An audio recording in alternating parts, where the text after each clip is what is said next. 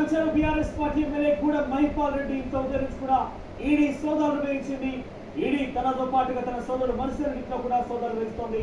ఉదయం నుంచి కూడా సోదాలు నడుస్తోంది. అయితే గతంలో సంతోష్ గ్రెనేడ్స్ పేరిట పెద్ద ఎత్తున మన్సూర్ రెడ్డి ఆయన మైన్ నిర్వహించారు సంతోష్ కంపెనీ పేరిట.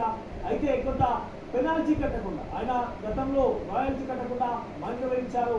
అక్రమంగా బినామీల పేరిట ఈ మైన్ వ్యవహారం తెలుస్తోంది.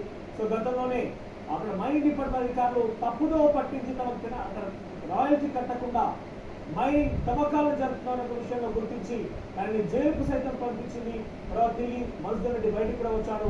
ప్రస్తుతం ఇదే అంశంలో కూడా కొంత ఈడీ అధికారులు నోటీసులు జారీ చేశారు. 341 కోట్లు పెనాల్టీ కట్టనట్టు కూడా గతంలో మైనింగ్ డిపార్ట్మెంట్ ఏదైతే నోటీసులు జారీ చేసిందో ఆ అంశాన్ని కూడా ఈడీ అధికారులు ఈరోజు వాళ్ళు మెన్షన్ చేసి ఉంచారు. ఇదే కేసులో గతంలో మన్సూర్ రెడ్డి జైలు కూడా వెళ్ళి వచ్చాడు. సంతోష్ గ్రైండ్ పరిశ్రమలను కూడా సోదాలు నిర్వహించారు. జైలు నుంచి కూడా సంతోష్ గ్రైండ్ పరిశ్రమకి యజమానిగా ఉన్నారు గూడెం మధుసూదన్ రెడ్డి.